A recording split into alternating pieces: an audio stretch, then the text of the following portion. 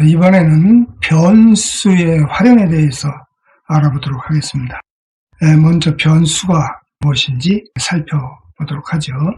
변수는 메모리에 기록되어 있는 객체를 대신해서 사용하기 위해서 붙여놓은 이름이다, 이렇게 생각할 수가 있습니다. 즉 객체가 기억되어 있는 메모리에 붙여놓은 이름표다, 이렇게 얘기할 수 있는 거죠. 자, 아래에 있는 그림을 가지고 설명을 드리겠습니다.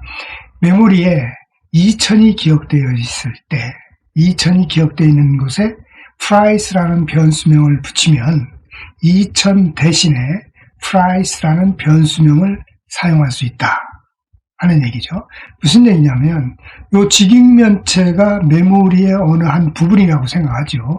여기에 2000이 기억이 되어 있을 때 2000이 기억되어 있는 이 메모리 공간에 price라는 변수를 지정을 해놓으면 2000 대신에 price라는 이름을 사용해서 이 2000을 활용할 수 있다.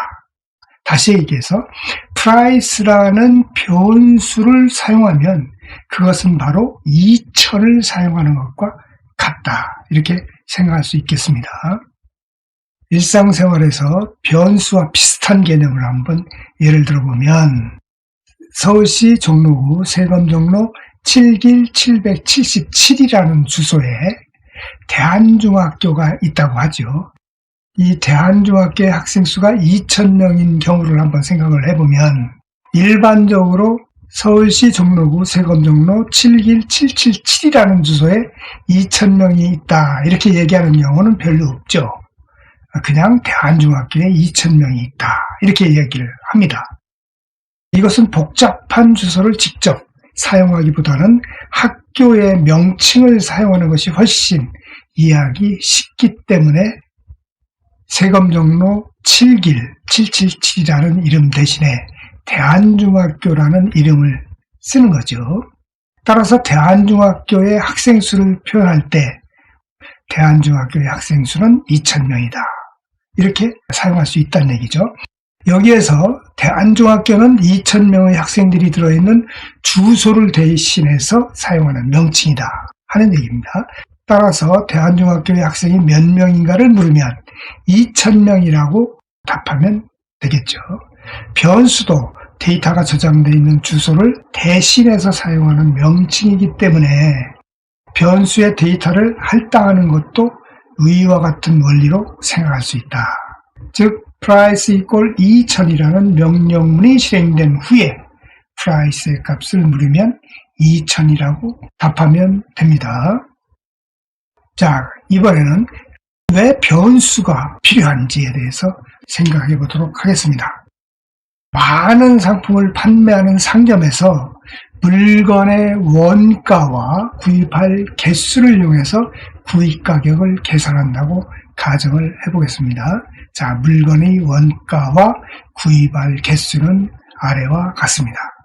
다시 얘기해서 상품 1의 원가는 2000원이고 개수는 12개, 3,500원짜리 상품 2는 개수가 18개, 5,000원짜리 상품 3은 13개를 구입한다, 이렇게 생각을 하죠. 이때 이렇게 구입한 구입가를 계산하려면 이와 같이 프린트 함수를 이용할 수가 있을 겁니다. 프린트 함수는 이미 여러분들에게 설명을 했기 때문에 쉽게 이해를 할 수 있을 겁니다. 자, 프린트 다음의 괄호 속에 인수가 이렇게 사용이 됐어요. 근데 인수는 지금 보니까 3개가 컴마로 구분해서 이렇게 사용이 됐습니다. 첫 번째는 문자열이죠.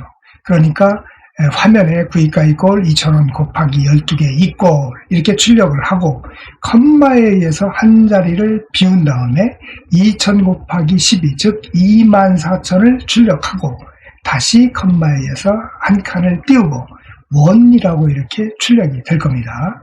두 번째는 구입가 이꼴 3,500원 곱하기 18개 이꼴 한 다음에 한 칸 띄우고 35,000 곱하기 18의 값을 출력하고 한 칸 띄우고 원의 형태로 출력을 할 거예요.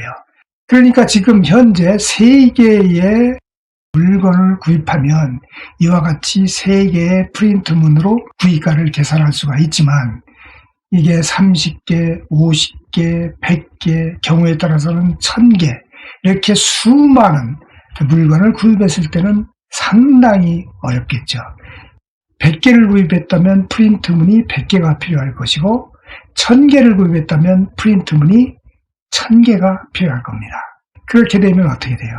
엄청난 프린트문이 필요하죠. 그래서 이런 때 변수를 활용하면 된다 하는 얘기예요. 자, 그러면 구입가를 계산하는 프로그램을 한번 살펴보도록 하겠습니다. 변수를 이용한 거예요. 자, price equal 2000. 이 얘기는 무슨 얘기냐면 price는 위에서 얘기한 원가를 얘기하는 거예요. price의 첫 번째 상품의 가격을 기억을 시키고 n에는 개수 12개를 n에 기억을 시키는 거예요. 그러니까 price equal 2000 하면 price라는 변수에 2000을 저장하고 n equal 12 하면 n이라는 변수에 12를 저장했다 생각을 하면 되겠습니다. 그리고 세 번째 행은 프린트 함수죠. 프린트 다음의 괄호 속에 이 인수는 뭐예요? F문자일이라고 그래요. F문자일은 뒤에 가서 상세히 설명을 드리겠습니다만 그냥 이렇게 생각하면 돼요. 구입가 이꼴 중괄호 안에 있는 price 대신에 2000. 그러니까 구입가 이꼴 2000원. 그리고 곱하기 중괄호 안에 n에 12가 여기에 대입이 된다고 생각하면 돼요. 그러니까 price 1, 그러니까 2000원 곱하기 n 12, 12개 이꼴 price 곱하기 n 하면 24,000이 되겠죠. 그러면 24,000원 하고 이렇게 출력하는 거예요. 그러니까 첫 번째 상품 1의 구입가를 이와 같은 방법으로 출력할 수 있다. 이렇게 생각을 하면 돼요. 그러면 두 번째 상품은 어떻게 하느냐. price에 3,500을 기억을 시키고 n에 18을 기억을 시키는 거예요. 그런 다음에 구입가 이꼴 price 3,500 원 곱하기 18 이꼴 price 곱하기 n의 값 3,500 곱하기 18한 그 계산된 값을 출력하고 원을 출력하게 되는 거죠. 만약에 100개의 물건을 샀다면 이 세 개의 문장이 100번이 반복해서 실행을 하면 된다는 얘기죠. 이런 때 이제 변수를 활용하면 좋겠다 하는 얘기예요. 반복문에 대해서는 뒤에 가서 상세히 설명을 드리겠습니다. 자, 변수가 왜 필요하냐? 이와 같은 경우에 필요하다 하는 얘기죠. 그러면 이 변수는 어떻게 만드느냐 하면 5가지의 규칙이 있습니다. 첫 번째 규칙은 변수명의 첫 문자는 영문자나 밑줄을 사용한다. 그러니까 변수명의 첫 번째 문자, 여기는 t로 시작했고 여기는 밑줄로 시작했죠. 언더바로 시작했어요.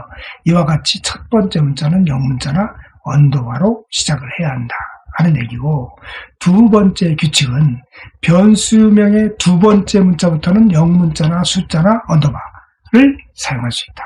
그러니까 변수의 첫 번째는 영문자나 언더바를 사용해야 되고 두 번째 이유는 영문자나 언더바나 숫자로 구성을 해야 된다 하는 얘기예요. 세 번째 규칙은 변수명은 일반적으로 소문자를 사용하지만 대문자와 소문자를 구분해서 사용해야 된다 하는 얘기죠. 그러니까 여기에 사용된 같은 name이에요. 첫 번째 문자가 대문자인 name과 첫 번째 문자가 소문자인 name은 서로 다른 변수로 취급이 된다. 그런 얘기죠. 자, 네 번째 규칙에 대해서 설명을 드리겠습니다. 변수명의 길이는 제한이 없다 하는 얘기예요. 그렇기 때문에 변수가 어떠한 용도로 사용되는지 알 수 있도록 자세히 기술해라 하는 얘기예요. 지금 예를 보면 sum of score라고 되어 있어요. 그렇죠? 그러니까 score, 총점이라고 생각하면 되겠습니다. 이와 같은 방법으로 변수를 정해라. 다섯 번째는 프린트와 같은 예약어는 명령어로 사용되는 단어를 예약어라고 합니다. 미리 약속이 된 단어란 뜻이죠. 이것은 변수명으로 사용하지 않는 게 좋다. 사용하지 않아야 한다. 그런 얘기예요. 참고적으로 한글로 변수명을 만들 수도 있지만 가능하면 영문자를 사용해라 하는 얘기입니다. 이번 강의는 여기까지 하도록 하겠습니다.